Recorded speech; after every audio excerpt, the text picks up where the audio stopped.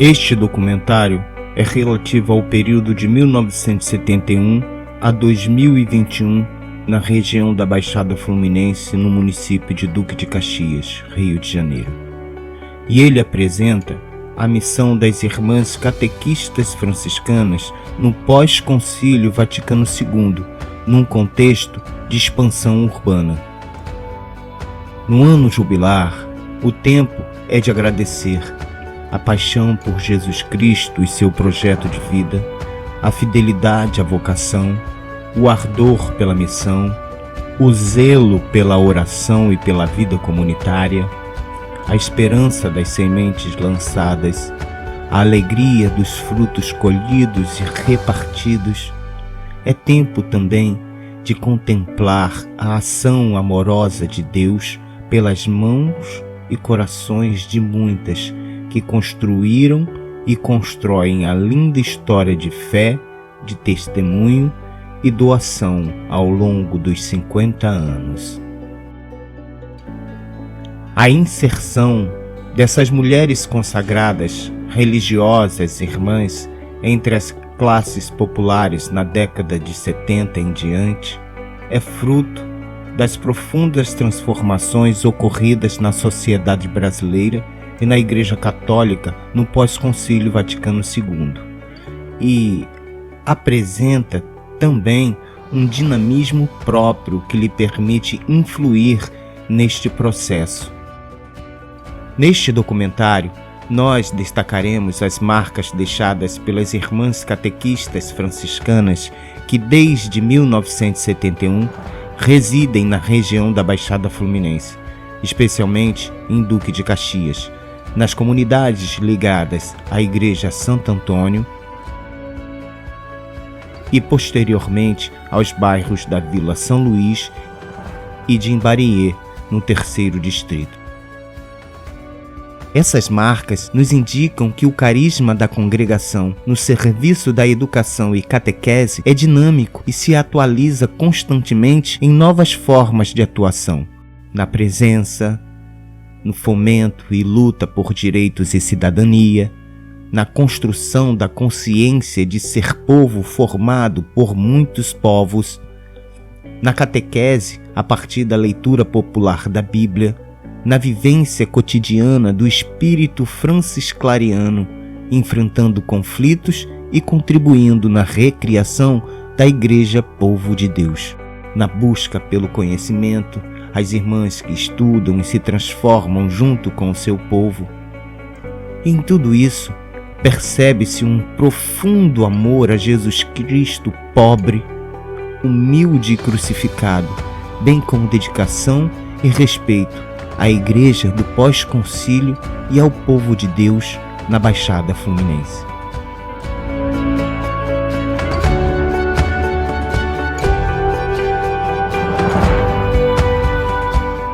Deixe Laurentino em Nova Petrópolis e encaminhe-se para a grande missão em Duque de Caxias.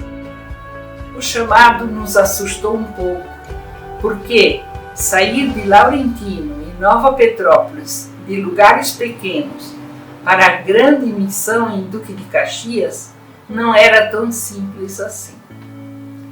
Ainda em dezembro de 1970, Mônica Rogozinski e eu, bem animadas, seguimos para Duque de Caxias e eis que surge Frei Tadeu, iluminado pela Divina Rua, que se atreve a fazer um pedido à congregação de irmãs para a comunidade do bairro 25 de agosto para uma futura paróquia. Para nós, nesse tempo, foi um tempo de grande aprendizagem, de muita riqueza, porque era num ambiente bem diferente do que estávamos acostumados a viver. Até estranhamos que muita gente juntas andando pelas ruas. De princípio pensávamos que todos os dias era dia de festa. Depois fomos percebendo que esse movimento fazia parte do normal da vida nas grandes cidades. Outro aspecto que aprendemos bastante foi viver com o essencialmente necessário, pois a casa era desprovida de tudo. Daí foi chegando 2 pratos, 2 colheres, 2 cadeiras, até se completar. E agora éramos em 3, porque a irmã Idalina Alves veio integrar a nossa comunidade. O trabalho da igreja depois do Concílio Vaticano II, né? Foi quando as irmãs franciscanas vieram para cá, né? Começaram a trabalhar. Foi quando a igreja começou a abrir mais, né? As portas para o leigo, né? O Concílio Vaticano II para cá foi uma nova experiência, né? Primeira vez que eu vi um padre sem batina, a missa em português, né? A comunhão na mão, né? O Pai Nosso, né? Isso tudo mudou tudo do dia para a noite. E isso ajudou muito a caminhada da igreja. Mas mesmo assim o Frei Tadeu foi muito combatido. Alguma coisa que ele queria mostrar, que o Concílio Vaticano pedia que fosse feito, né? Algumas mudanças, essa criação de comunidades, né? O trabalho comunitário. Isso aí o Vaticano pedia e pede. E naquela época o jovem tinha muita força da igreja, da sociedade, porque foi uma época que o jovem não tinha muita liberdade para expressar o que queria na época, né? Então a igreja era o lugar onde o jovem podia se expressar, né? De alguma forma, né? E fora da igreja era todo mundo biquinho calado. A minha relação com a igreja foi quando eu conheci as catequistas Idalina e Monica. Eu fiquei com a catequista, a irmã Idalina, e o meu irmão ficou com a irmã Monica. Então eram 2 turmas de crianças, né? A gente estava chegando na igreja e aquelas irmãs, né, aquelas catequistas eram bem diferentes, né? Até as próprias mães percebiam a diferença em relação ao tratamento, né? Um tratamento de igualdade, de orientação, de preocupação, não só com a catequese em si, mas com a vida das crianças e das famílias. Então, eu lembro bem que a minha mãe é uma mulher simples e a minha mãe era órfã.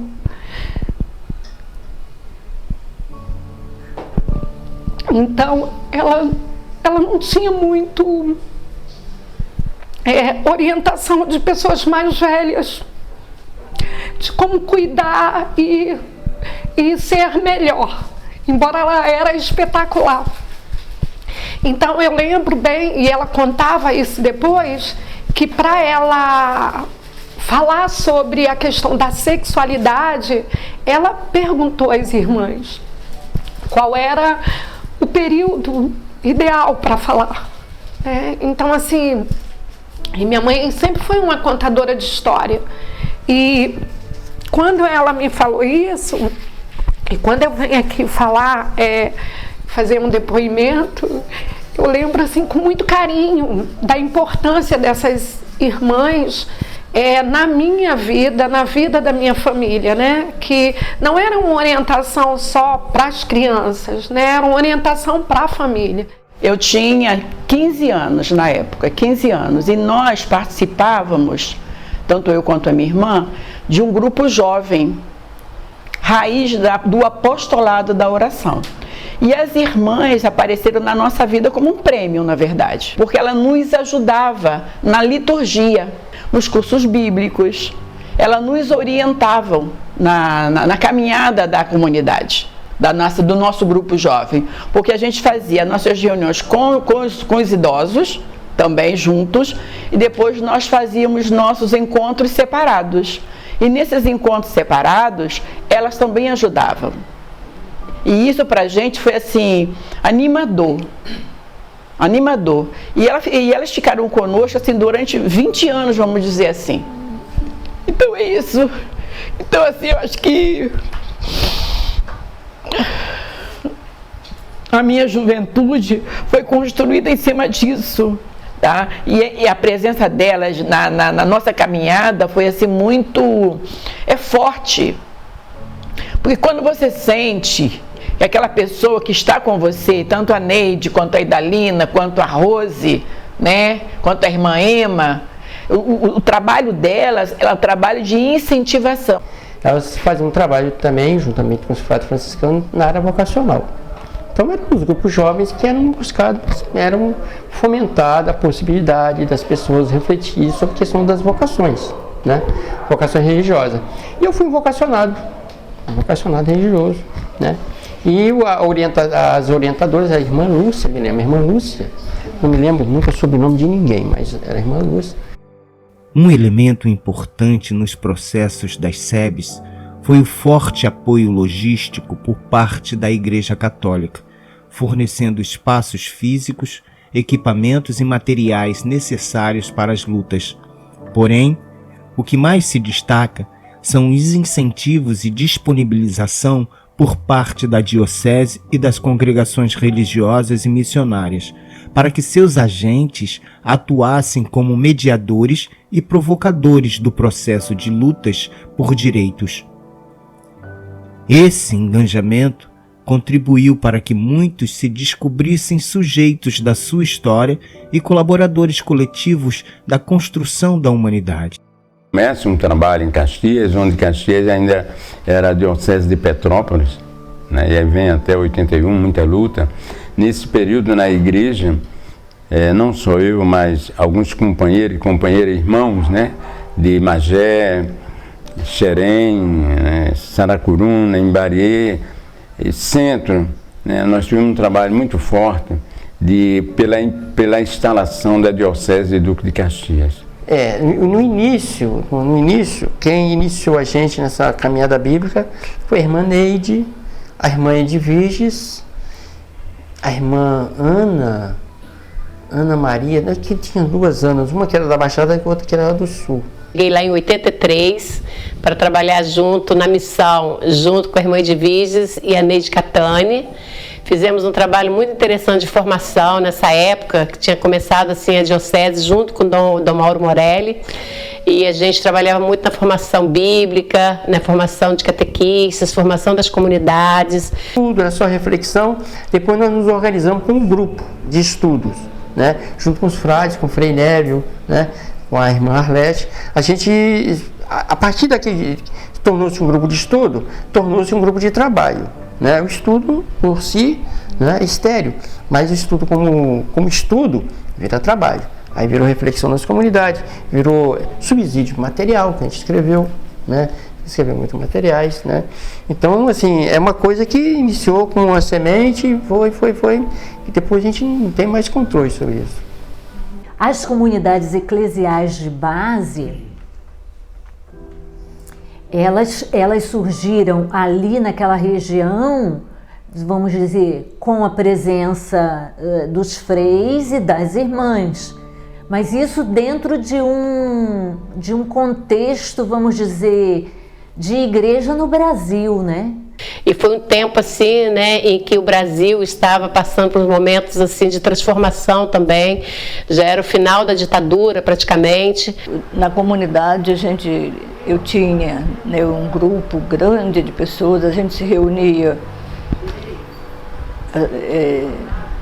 uma vez por semana, né, para refletir o Evangelho. E dali a gente tinha assim muita preocupação com as necessidades, né, das pessoas, que a gente sabe que sempre tivemos muitas pessoas precisando de ajuda, né. Toda a vida das comunidades, naquele tempo, comunidades eclesiais de base, procurando unir fé e vida, né? E para isso os estudos bíblicos, né? Para isso a formação política, a formação sociopolítica. E esse trabalho nosso nos grupos, com as famílias também, teve muita presença da irmã Neide. Ela sempre vinha com a gente, né? E onde as irmãs iam com a gente percebia assim que as pessoas começavam a confiar na gente, né? No trabalho da gente. Dos meados dos anos 80, você vai ter um período em que as irmãs vão propor um trabalho pastoral diferente para os jovens que estão na catedral, que viviam ali naquela região, na escada da igreja, né? Então, esses jovens, elas colocaram esses jovens para ir às comunidades. Inclusive eu, na comunidade camponesa, que era a comunidade que eu participava, tinha uma catequista, Francisca, que a irmã é da OFS e tal, e ela que vinha dar catequese pra gente. Então ela ficou 2 anos na comunidade, todo final de semana, lá trabalhando com a gente na catequese. Tinha ela e tinha o Jorge, né? E sempre as irmãs em auxílio. A catequese viveu um momento de grandiosidade com a presença da Ema, né, em tudo que ela desenvolvia, o início da caminhada ecológica, né, que foi provocada junto com o Pasto de Educação e catequese, os grandes encontros, né, de catequese, né, ela foi protagonista, né. Até hoje, da turma do povo mais antigo, acho que todo mundo fala com muita saudade, muita alegria, né, do legado que a Ema deixou na catequese. Né. Foram educadoras de fato, né? Catequistas e educadoras, nesse sentido de alargar os horizontes, ajudar a fazer análise, tudo isso as irmãs faziam nas comunidades eclesiais de base.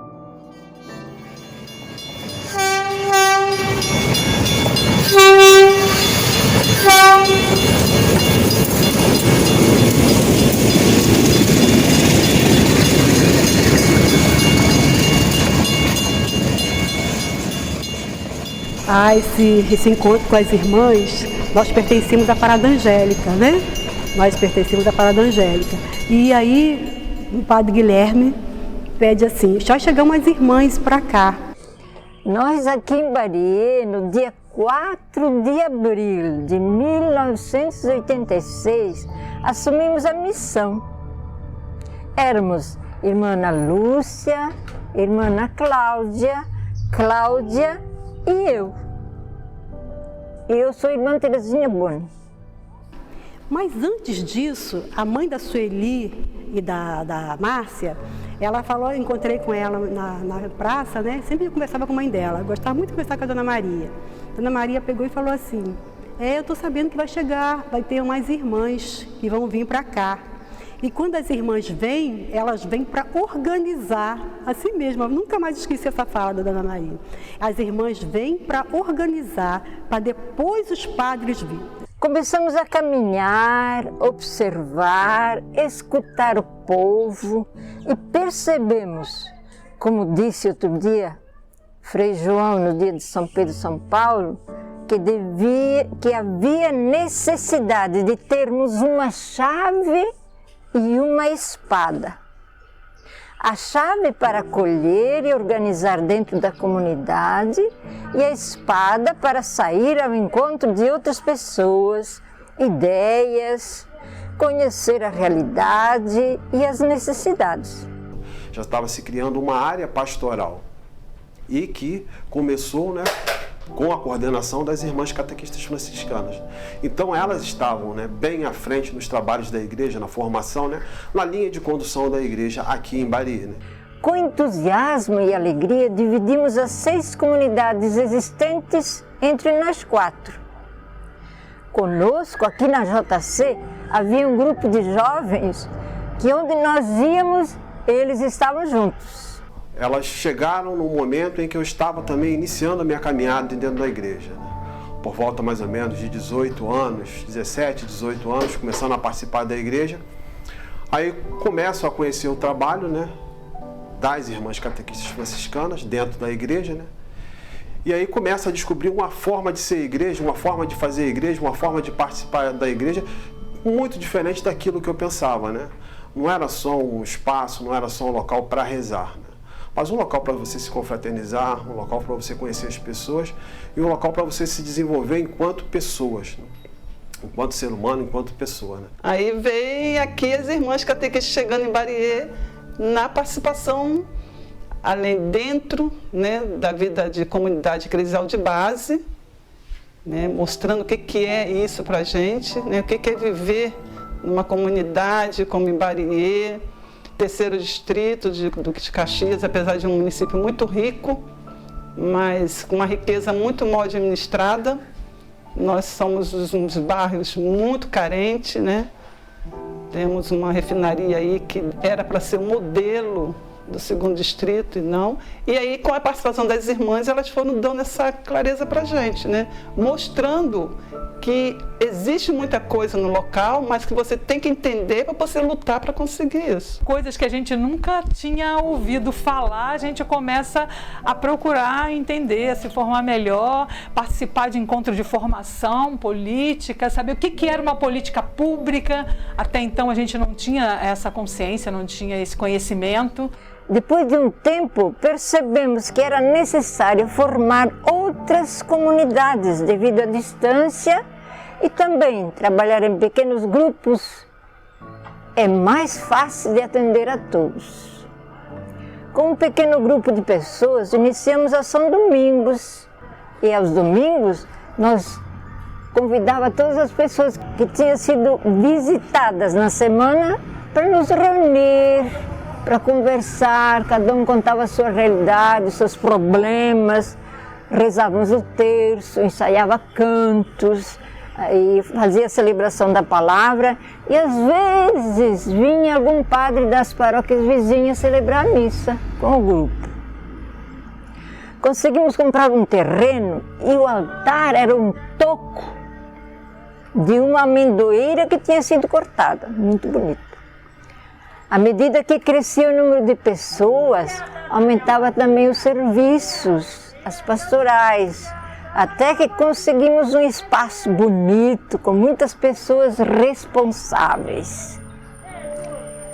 Começamos Santa Rosa. Mas segundo relatos lá no bairro Santa Rosa, as irmãs visitando o bairro, quando as pessoas morriam, né, faleciam, elas iam fazer orações, rezavam o terço, confortando as famílias. Aí o pessoal falou, quando agora acontecer algum falecimento, aí nós vamos lá chamar elas, que aí já tem pessoas para fazer oração com a gente e confortar as famílias. Mas aí depois, conversando, aí descobrimos o nome dela, que era a irmã Terezinha e irmã Ana Lúcia. E quando adquirimos um terreno, construímos um ranchinho de bambu, bonitinho que só. E nos reuníamos aos domingos. Nos reuníamos aos domingos, celebrando a vida. E pela perseverança e aumento do número de pessoas, conseguiram construir um espaço sagrado, tudo tendo como padroeira Santa Rosa de Lima. Aqui se viveu uma experiência ímpar, assim, né? De um novo modelo de igreja, né? Já tinha começado antes de nós chegarmos aqui, né? Que o início da diocese, acho que foi na década de 80, né? Nós chegamos em 92, mas pegamos ainda aquele período, assim, do entusiasmo inicial. Participando dessa mística, dessa espiritualidade franciscana, né? Francisclariana, né? Que tem o testemunho, né, dos frades e das irmãs catequistas franciscanas, foi que eu despertei, né? E aí isso começou a me dar vontade de participar mais, de conhecer mais. E um fato assim marcante, né, desse amadurecimento foi a irmã Ana Cláudia.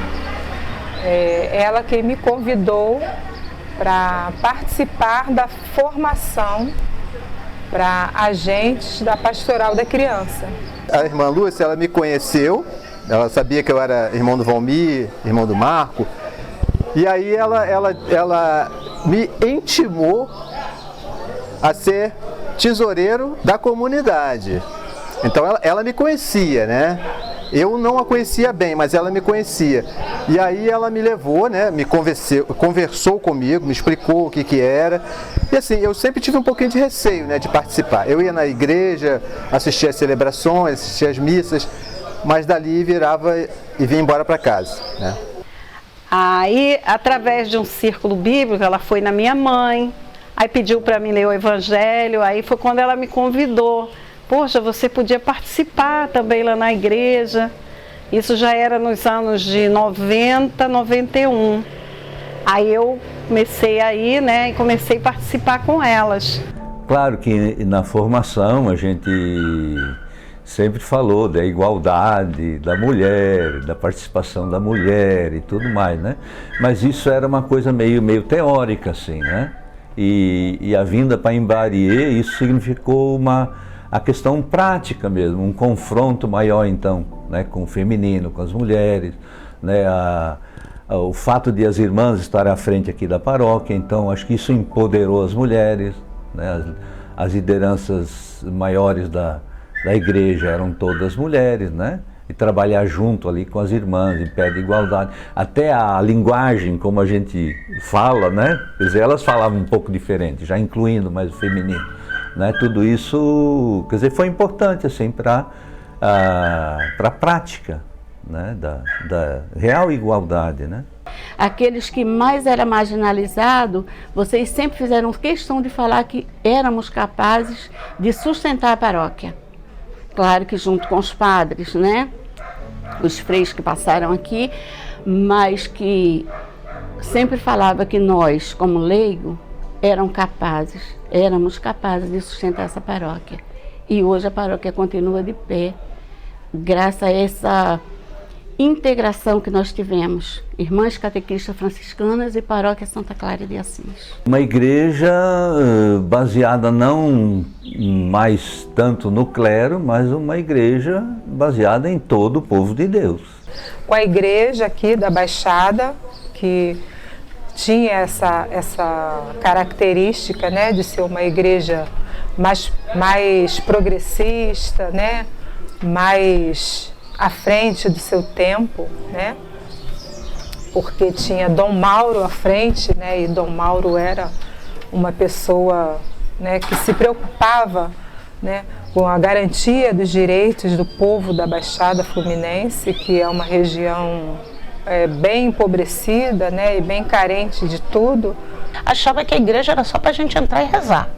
Né? Vamos chegar lá, vamos rezar, vamos fazer uma promessa, mas não. Com as irmãs a gente aprende a ser igreja num todo, não só dentro como fora, como abraçar o que tem na comunidade, né? A ter um sentimento, uma outra visão pela comunidade, uma visão de educar, de saúde, disso aí, disso tudo. Então, as irmãs é uma presença muito forte, muito marcante para a gente aqui no bairro de Imbariê, onde a gente está assim um pouco, eu digo, abandonado. Então, elas vêm dar um pouco de alento, dar muito conhecimento e dar principalmente força, que é o que a gente precisa aqui no bairro. Quer dizer, a proposta das irmãs de modelo de vida e a nossa era a mesma, né? Assim, então, a gente se encontrava de 15 em 15 dias também para rezar, para comer juntos, né? Além do trabalho junto, muitas vezes, na pastoral também. Esse intercâmbio entre irmãs e os franciscanos, né, os freios, é muito bonito. É muito bonito para nós paroquianos ver essa vivência. E a gente aprende a ser mais dócil, a ser mais cristão com vocês. A gente vai aprendendo a crescer espiritualmente e a ser mais humano do que a gente era. Foi isso que eu me apaixonei pela essa vida da paróquia Santa Clara, foi por essa vivência com vocês, a simplicidade, a modéstia, a alegria, o companheirismo, a amizade, o ensinamento de um para o outro. Quanto a gente não aprende um com o outro, né? E essa presença feminina das irmãs é fundamental para manter esse equilíbrio, porque a nossa igreja ainda tem a marca de ser uma igreja marcada pelo lado masculino, né? Pelo lado patriarcal, né? A hierarquia da igreja ainda é muito pesada com essa questão da presença masculina, né? E não é diferente aqui na nossa igreja, né? Na nossa diocese, na nossa paróquia. E para mim é muito importante a presença das irmãs. E uma presença diferenciada, porque assim, quando a gente fala em religiosas, né, a gente sempre imagina na comunidade que a religiosa é aquela que está lá na frente carregando o povo. E o diferencial da instituição, que é das Irmãs Catequistas, é que eu vou ousar dizer que era uma participação samaritana. Samaritana por conta de pensar a articulação, a presença circular, né? A liderança circular, onde eu sou religiosa, mas eu estou coordenando, eu estou caminhando junto com a Edna, do meu lado, né? Então nós somos um círculo de forças que anima a pastoral, ou o movimento, ou a associação, ou a comunidade, né? E não esse movimento, né?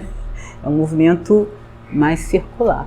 Cada congregação tem um carisma diferente. Tem umas que já são mais fechadas, tem outras que são mais abertas. Mas esse carisma das irmãs catequistas é algo que é só delas, de querer reunir os jovens ali, formar uma comunidade, formar os jovens não só para a igreja, mas para a vida. Acho que é algo que é só delas. Outras também pode ter, mas de maneira diferente. Dessa maneira de trabalhar das irmãs catequistas. Assim que chegamos, eram 6 comunidades. E hoje são 12, constituindo a paróquia Santa Clara de Assis.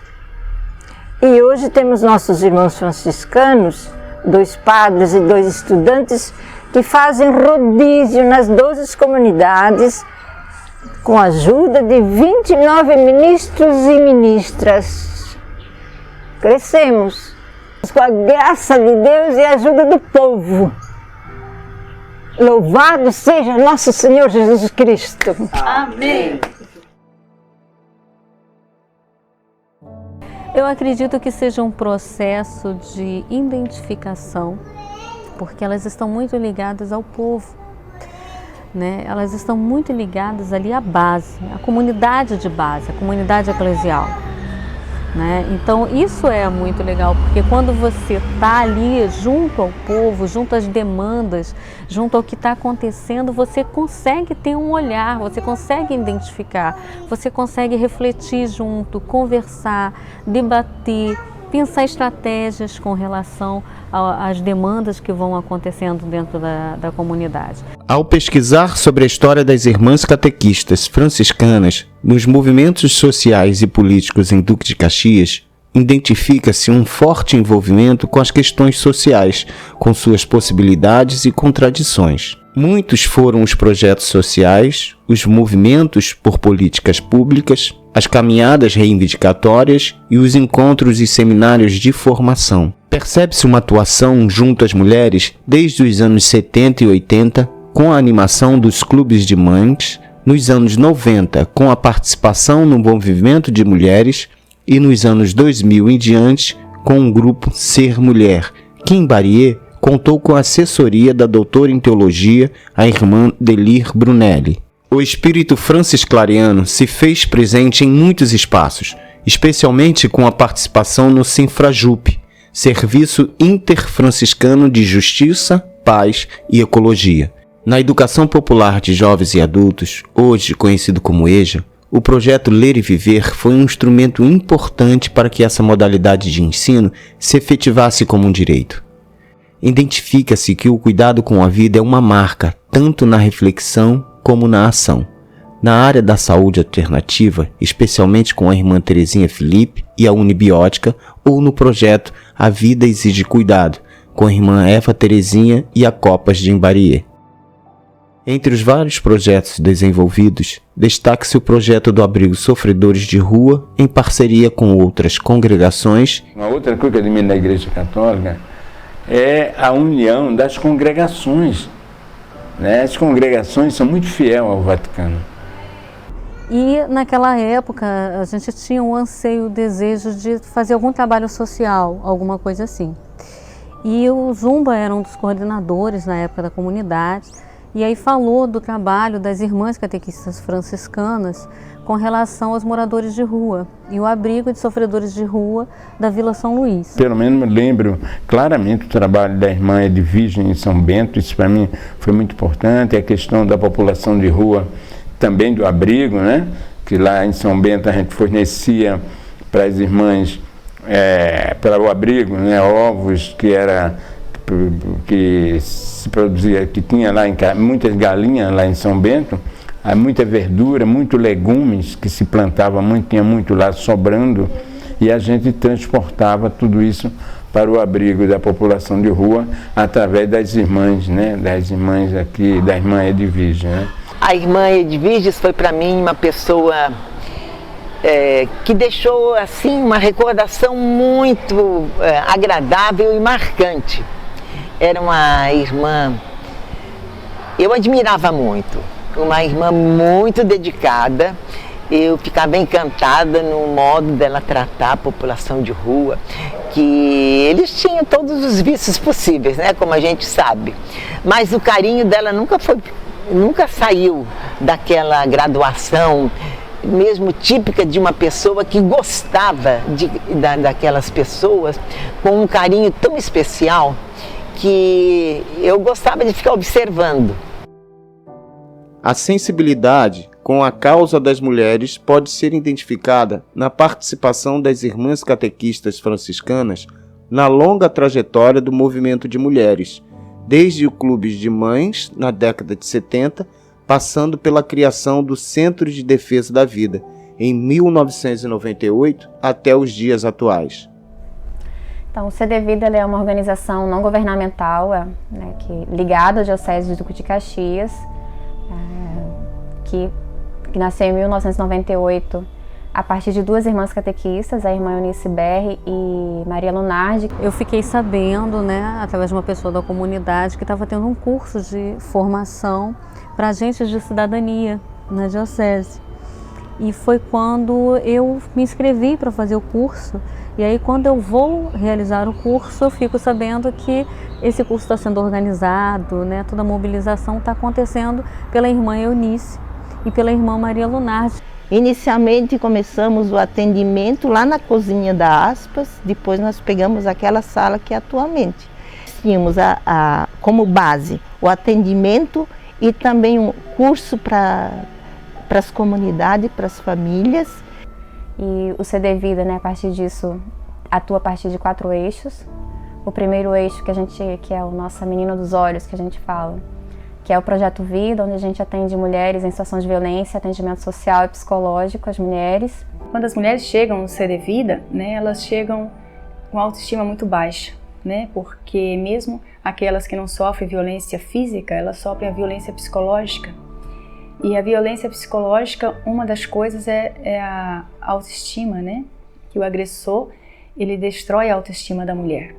Além desse eixo que é do Projeto Vida, a gente tem um eixo que é de geração de trabalho e renda. Nós identificamos dentro das mulheres que atendiam e até que eram voluntárias, junto ao CD Vida, essa demanda, de mulheres, que falavam das suas dificuldades, financeira. A gente começou a pensar, capacitação para essas mulheres. Então foram montados alguns grupos na época. Foi um processo de capacitação junto à comunidade Novo São Bento, com as mulheres de lá. Depois teve um grande grupo aqui também em Baria.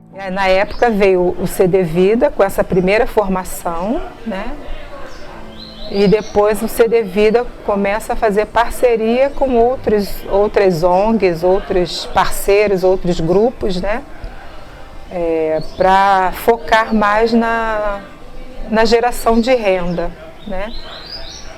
Porque aqui, esse grupo especificamente da época, não eram mulheres que eram atingidas, pela violência doméstica em si.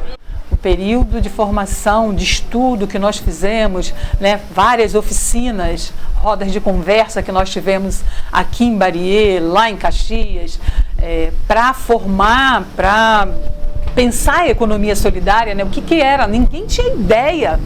Essa nova economia, esse novo jeito de fazer economia, como que se dava isso? Ninguém tinha ideia disso. Então, assim, foi muito trabalhado nessa época, né? Nós participamos de vários seminários, de vários debates, né? Que foram percussores, inclusive, da lei, né? Tanto municipal quanto estadual, né? E nacional da economia solidária, participando do Fórum de Cooperativismo Popular. Nós trabalhamos na criação do Fórum Municipal, tínhamos participação fora, junto com outros espaços, com outras instituições do município que também visavam bastante isso. Na época, eu lembro que nós chegamos a assessorar 7 a 8 grupos de produção pelo CD Vida aqui em Caxias. Tem um outro eixo que é de articulação política, e esse eixo, as irmãs catequistas têm grande importância aqui no município. Elas que impulsionaram a criação, né, do Fórum Municipal de Direitos da Mulher, junto com o movimento de mulheres, a criação do Conselho, muitos atos, muitas mobilizações para a criação dos equipamentos de atendimento à mulher aqui no município, como os CEANs, a Delegacia Legal, a Defensoria Pública que tivesse um núcleo. Então, Caxias é um município que tem quase todos os equipamentos de atendimento à mulher, embora não seja o suficiente. São poucos, são precários, mas a gente tem quase todos os equipamentos, isso graças a uma luta dos movimentos das mulheres, e o CD Vida estava lá. E um outro eixo, último, que é a formação política, que o CD Vida atua. Esse eixo a gente tem cursos, seminários, oficinas, que é o propósito desse eixo, é tanto de orientar, informar as mulheres sobre os seus direitos, mas também de a gente provocar reflexões na própria sociedade, né? Na palestra eu ouvi dizer do CD Vida, do trabalho que o CD Vida realizava, e aí passaram 1 ano e pouquinho, eu tive situações na minha vida e vim bater na porta do CD Vida. Só que é como eu sempre digo, quando eu cheguei era um lugar que eu não queria ter precisado de bater na porta. Porque quando você chega aqui você se sente preterida e muitos outros sentimentos ruins. Ali eu estava passando por diversas questões na minha vida, questões de luto, questões de violência, questões financeiras, várias questões que abalavam o meu psicológico, que me freavam para viver, e eu bati na porta. Foi quando eu pedi ajuda, o Padre Bernardo, e aí ele foi me encaminhou, me deu o endereço certinho. Eu não tinha conhecimento que tinha o CD Vida, e quando eu cheguei aqui eu fui bem recebida. Eu trouxe um caso de violência, porque era o que eu estava sofrendo em casa, não agressivamente, entendeu? Mas verbalmente. E eu, por não ter conhecimento, por eu não estar sendo... porque ninguém é preparado para receber qualquer tipo de agressão. Então, de alguma forma, eu descontava isso na minha filha. Quando eu converso sobre o CD Vida, que provavelmente se o CD Vida não existisse, muito provavelmente eu não estaria aqui hoje conversando com você. E aí aqui eu fui aprendendo a falar das minhas dores, aqui eu fui entender que a vida não tinha terminado, porque quando eu cheguei aqui o meu desejo era de morte. E fui aprendendo sobre várias questões, porque o eixo do CD Vida não é só doar uma cesta básica, mas é muito mais do que isso. Eu digo que é recuperar a dignidade da mulher e fazê-la se sentir um indivíduo ativo na sociedade. Primeiro ela se enxerga, primeiro ela descobre a voz e vai descobrindo diversas outras coisas sobre si que ela não sabia. Porque aqui eu consegui enxergar a pessoa que eu sou. Antes eu não enxergava isso, sabe?